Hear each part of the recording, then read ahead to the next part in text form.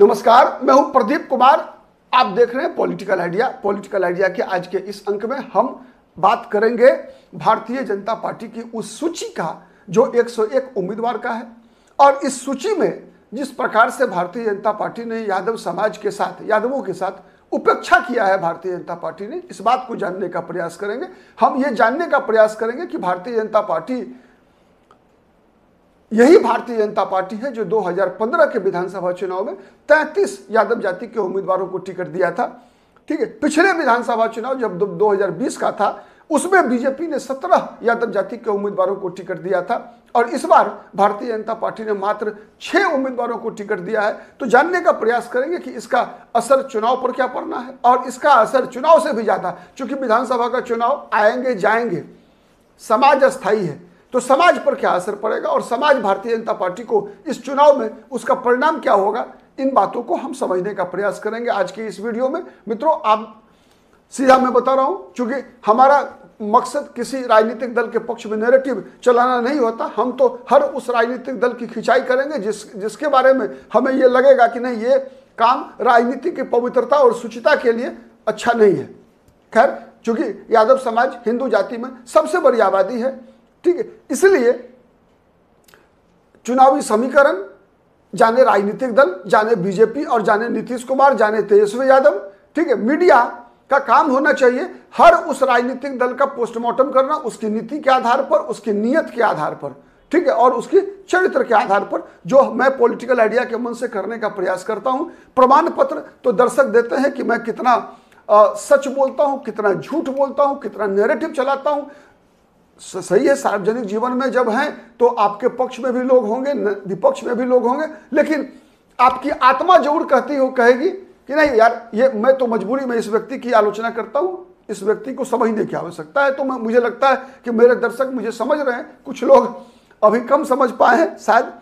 तो चलिए आज इस वीडियो पे आते हैं। मेरा मानना सिंपल है कि बीजेपी ने 33 यादव जाति के उम्मीदवार खड़ा किए थे 2015 के विधानसभा चुनाव में, जब बीजेपी 150 सीट पर लड़ रही थी। मतलब 150 सीट पर लड़ रही थी, मतलब 33, लगभग मैं बताऊं आपको 22% से ज्यादा, 22% से ज्यादा यादव जाति के उम्मीदवार को बीजेपी ने चुनाव लड़ाया था 2015 के विधानसभा चुनाव में। ठीक है, उसके बाद आइए, उसके बाद जब चूंकि उस समय लगभग 150 में लड़ी थी तो 33, ठीक है, 150 बाई 33। उसके बाद बीजेपी लड़ी 2020 के विधानसभा चुनाव में 110 सीट, और 110 में बीजेपी ने 17 को लड़ाया था, लगभग 16% हो गया। नहीं, क्योंकि ये मान के चलिए 15 से 16%, 15%, ठीक। तो ये उनकी मान लीजिए कि ये आबादी के अनुसार थी, ठीक है, जिसकी जितनी भागीदार आबादी उसकी उतनी भागीदारी, जिसकी जितनी संख्या भारी उसकी उतनी भागीदारी। चलिए ठीक है, यहां तक चलेगा। 33 से 17 पर आ गए। 33 जब गए थे तो लगा कि ये 33 सीटें यादव जाति को लोगों को देना ये घूस था बीजेपी का। ये क्या था? देखिए, राजनीति को समझने के लिए आपके अंदर भी निष्पक्षता जरूरी है। आप किसी पॉलिटिकल पार्टी के नजरिए से देखेंगे तो फिर मुझ पर आरोप कुछ भी लगा सकते हैं लोग। आज इस वीडियो में मुझे निश्चित रूप से बीजेपी के जो समर्थक देखेंगे तो गाली देंगे कि भाई आप बीजेपी की तरफ लोगों को भड़का रहे हैं। कभी कांग्रेस के पक्ष में लोग गाली देते हैं, कभी आरजेडी वाले गाली देते हैं। तो खैर, ये मीडिया के लिए ये उपलब्धि है, ठीक है, कि अगर जब जिसके खिलाफ बोलो उसके लोग आपको गाली देने लगे तो समझिए ये आपकी उपलब्धि है। ठीक है, तो सीधा है, बीजेपी ने 2015 में यादव जाति के लोगों को घूस देने का प्रयास किया था, ठीक है, कि जिससे कि वो उनको 33, जैसे आई नीतीश कुमार दे रहे हैं ना घूस, 10-10 हजार रुपये खाते में भेज रहे हैं, ये सरासर घूस है। जिसको जिस व्यक्ति को 4 साल 10 महीना तक ये समझ में नहीं आया कि महिलाओं के रोजगार के लिए हमें क्या करना चाहिए, और अंतिम महीने में आकर चुनाव घोषित होने से 1 महीना पहले अब 10,000 की घोषणा खाते में डाल रहे हैं, तो ये कंप्लीट घूस है।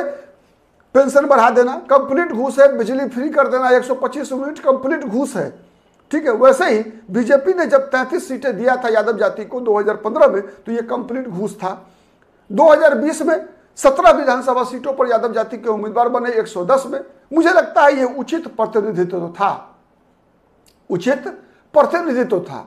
लेकिन इस बार जो बीजेपी ने मात्र 6 उम्मीदवारों को टिकट दिया है, यह सरासर बेईमानी है बीजेपी की, बेईमानी। मैं ये नहीं कहता कि आज आबादी के अनुसार देना चाहिए, मैं ये नहीं कहता, क्यों नहीं कहता उसके भी कारण मैं बताऊं। क्योंकि देश के अंदर लगभग 1000 जातियां हैं, बिहार के अंदर, बिहार में 1000 जातियां हैं। अनुमान लगाइए आप 300 के आसपास तो लिस्टेड जातियां हैं, 250 से 300, ठीक है। फिर जाति में उपजाति है, पता है आपको। तो इसीलिए मैंने कहा कि हर जाति को प्रतिनिधित्व तो नहीं दिया जा सकता मित्रों, ठीक है। इतना बड़ा देश, इतने बड़े राज्य, केवल इस आधार पर नहीं चलेगा कि हम जाति के आधार पर उम्मीदवार को चुनते रहें।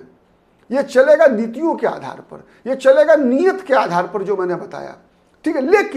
लेकिन यह बात भी नहीं उचित है कि 14% समाज के सबसे बड़े वर्ग को आप 5% उम्मीदवार बनाइए आप, ये बेईमानी है।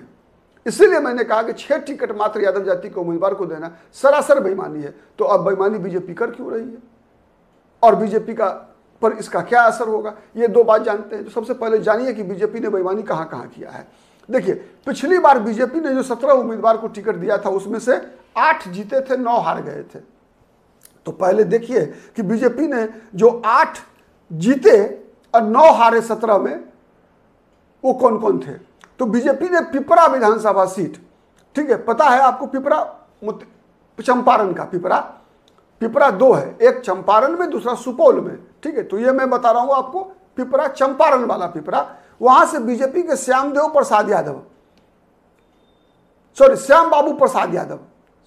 प्रसाद यादव चुनाव जीते थे। इस बार भी उनको उम्मीदवारी मिल गई है, कैंडिडेट टिकट मिला। श्याम बाबू प्रसाद यादव पिछली बार पिपरा चंपारण से चुनाव जीते थे, इस बार भी टिकट मिला श्याम बाबू प्रसाद यादव को, ठीक है। अब आइए परिहार विधानसभा सीट, जहां से आरजेडी से रितु जायसवाल चुनाव लड़ना चाहती थी, राष्ट्रीय जनता दल महिला मोर्चा की प्रदेश अध्यक्ष। उसके बदले रामचंद्र पूर्वे की बहू श्वेता पूर्वे को, या स्मिता पूर्वे ऐसा कुछ नाम है, श्वेता पूर्वे, उनको टिकट मिला है। तो बगावत कर दिया रितु जायसवाल ने। उसी विधानसभा सीट से बीजेपी के उम्मीदवार गायत्री देवी को फिर से चुनाव उम्मीदवार बनाया गया है। पिछली बार भी जीती थी, इस बार भी उम्मीदवारी मिली है। तो ये अपनी सीट बचाने में कामयाब रही, ठीक है। इसके अलावा पिछली बार जो बीजेपी के जीते हुए उम्मीदवार में किसी को टिकट नहीं मिला है, जीते हुए उम्मीदवार में और किसी को टिकट नहीं मिला।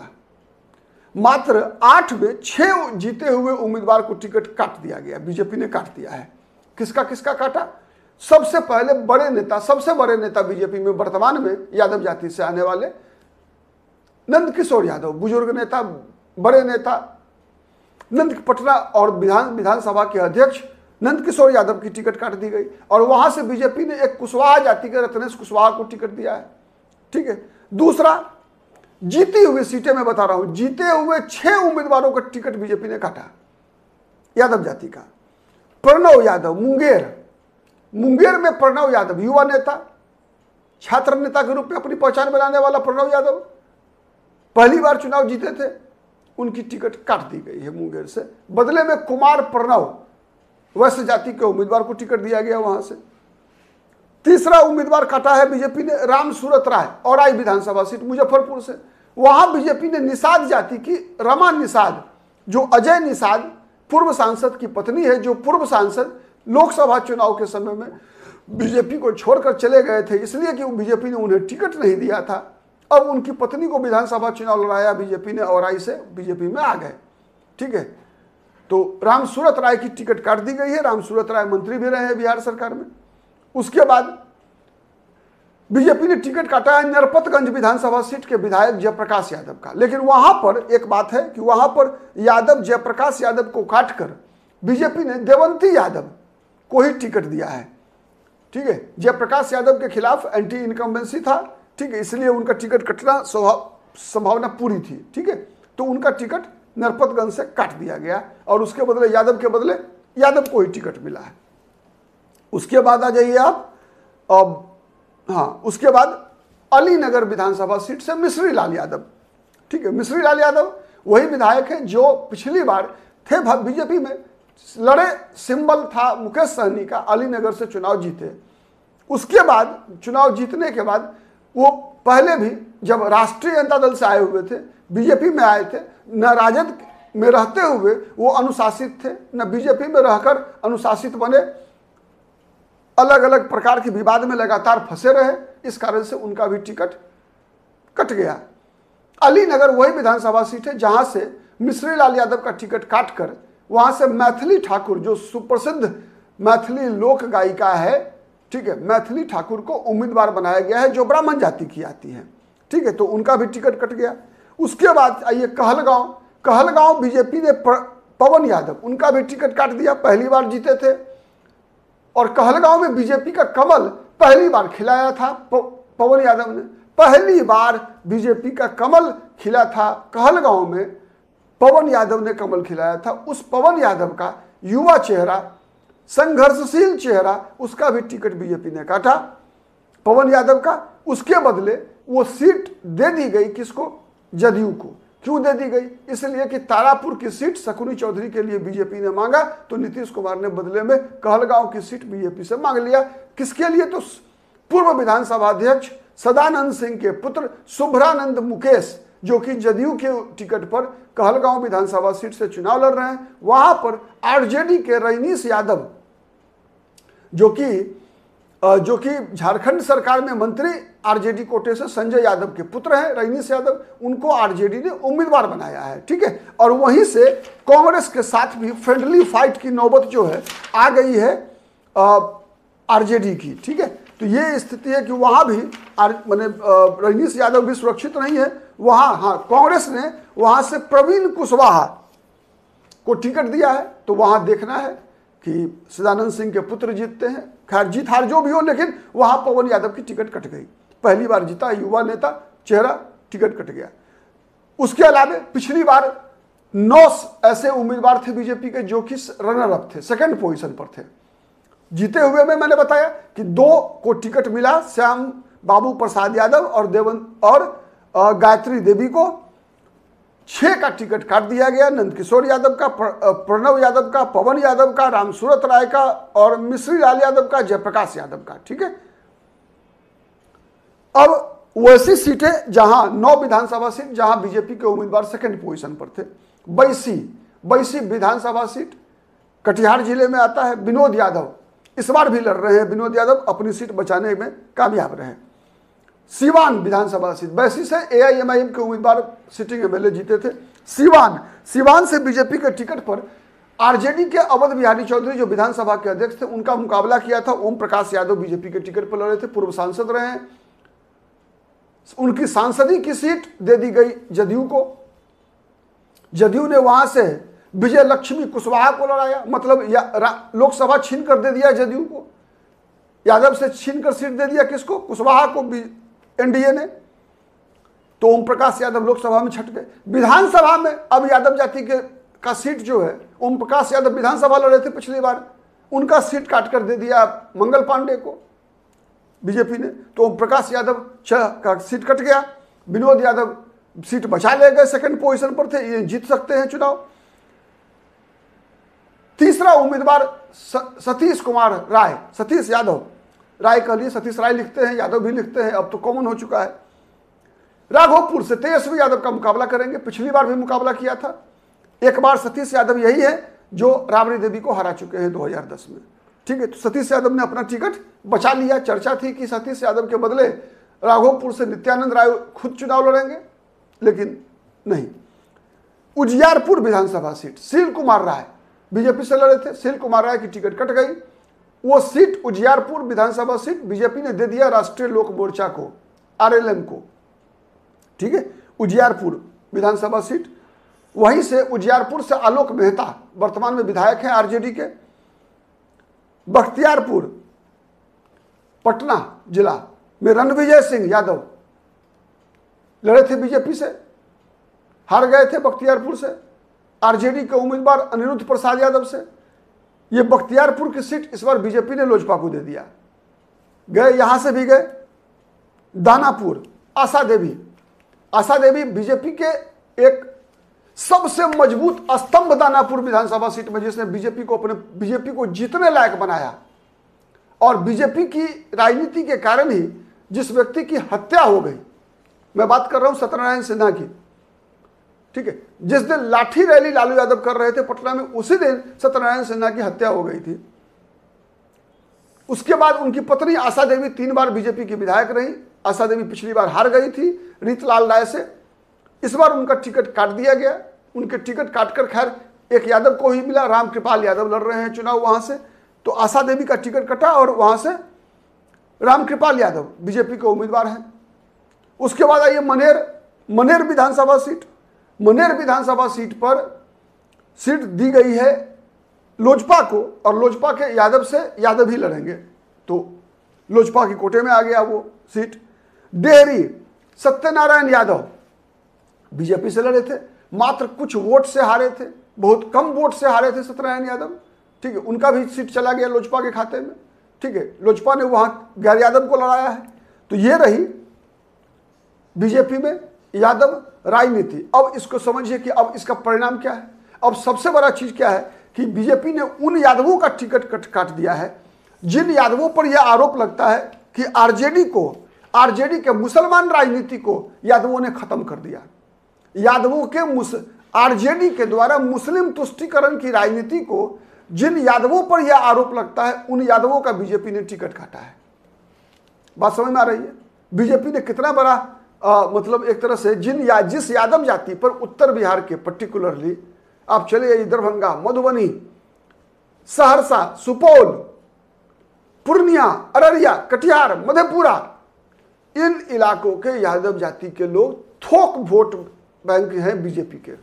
ये आरजेडी को वोट नहीं करते, विशेषकर वहां जहां आरजेडी से मुसलमान कैंडिडेट होते हैं वहां आरजेडी को किसी कीमत पर वोट नहीं देते, कांग्रेस के मुसलमान कैंडिडेट को वोट नहीं देते। अब बताइए, वो बीजेपी के अंधभक्त हैं। अब उन यादव जाति के वहां पर उस क्षेत्र में जब बीजेपी ने यादव जाति का वोट उम्मीदवार बदल दिया, तो अब अनुमान लगा लीजिए आप कि बीजेपी ने इससे कैसी गलती हो रही है, बीजेपी ने क्या अपना नुकसान किया है। अब नुकसान तो सबसे पहले समझिए बीजेपी ने ऐसा क्यों किया, इसलिए किया इस बार कि अगर आप गौर से देखेंगे तो नीतीश कुमार की राजनीति क्या है। नीतीश कुमार की रणनीति लगातार रही है बिहार में कि यादवों के खिलाफ ध्रुवीकरण कराओ। बीजेपी क्या चाहती है? मुसलमानों के खिलाफ ध्रुवीकरण। नीतीश कुमार क्या चाहते हैं? मुसलमान के खिलाफ ध्रुवीकरण नहीं, जिससे कि मौका आने पर उनका जो धर्मनिरपेक्षता का जो उनका मेडल है उस मेडल पे कोई दाग नहीं आए। जब मौका मिलेगा तो इंडिया अलायंस के तरफ से वो प्रधानमंत्री पद के उम्मीदवारी अपना ठोक देंगे, ठीक है। तो ये राजनीति है नीतीश कुमार की। नीतीश कुमार हर चुनाव में आप देख लीजिए यादव जाति के खिलाफ ध्रुवीकरण कराने का प्रयास करते हैं। इस बार सबसे बेहतर अगर एनडीए में औसत किसी पार्टी ने दिया है अगर यादव जाति में, तो वो लोक जनशक्ति पार्टी है, जो कि मात्र 28 सीट लड़ रही है। एक सीट पर उम्मीदवार का नामांकन रद्द हो गया, तो 28 सीट लड़ रही है। 28 में 5 यादव जाति के उम्मीदवार को टिकट दिया है। तो अगर औसत देखेंगे अगर, तो सबसे बढ़िया तो एनडीए में लोजपा का ही है औसत, और सबसे खराब औसत है बीजेपी का। जबकि यादव जाति के लोग बिहार में आरजेडी की मुसलमान राजनीति में सबसे ज्यादा यादव बदनाम हुए हैं बीजेपी के कारण, कि यादव जाति के लोग मुसलमान उम्मीदवार को, आरजेडी के मुसलमान उम्मीदवार को वोट नहीं देते इस कारण। और सच्चाई है, मैंने कई बार बताया है कि मधुबनी में अशोक यादव को यादव जाति के लोग वोट देते हैं, आरजेडी के कोई, चाहे अब्दुल बारी सिद्दीकी लड़े हो, चाहे अली अशरफ फातमी लड़े हो, किसी को वोट नहीं देते हैं वहां के यादव जाति के लोग। केवटी में विधानसभा सीट पर पिछली बार अब्दुल बारी सिद्दीकी को यदि किसी ने हराया तो यादव जाति के लोगों ने हराया। बिस्फी में फैयाज अहमद को अगर किसी ने हराया तो यादव जाति के लोगों ने हराया। जाले में जीवेश मिश्रा को किसी ने जिताया तो यादव जाति के लोगों ने जिताया। नरपतगंज में अगर बीजेपी के यादव उम्मीदवार को किसी ने जिताया तो यादव जाति के लोगों ने जिताया। मतलब इन विधानसभा सीटों पर आरजेडी का यादव हार जाता है, मुसलमान हार जाता है, बीजेपी का गैर यादव भी जीत जाता है। अररिया लोकसभा सीट प्रदीप सिंह, अगर प्रदीप सिंह की जीत हुई तो केवल यादव वोटों के कारण हुई। यादव अगर वोट नहीं डालते अगर प्रदीप सिंह के समर्थन में, अगर वो उनका वोट आरजेडी के मुसलमान उम्मीदवार के पक्ष में जाता तो कभी नहीं जीतते अररिया लोकसभा चुनाव प्रदीप सिंह। तो ये सच्चाई है। अब इस सच्चाई पर इस चुनाव में मतदाताओं का क्या फैसला होगा आने वाला वक्त बताएगा। मेरा तो काम है कि हर राजनीतिक दल का पोस्टमार्टम करना। ठीक है, तो आज का पोस्टमार्टम इस मुद्दे पर विश्राम देता हूं, फिर किसी अन्य मुद्दे पर आपके समक्ष हाजिर होंगे। तब तक के लिए नमस्कार। और साथ ही आज दीपावली है, आप सभी दर्शकों को दीपावली की हार्दिक शुभकामनाएं, बहुत बहुत शुभकामनाएं, बहुत बहुत बधाई। नमस्कार।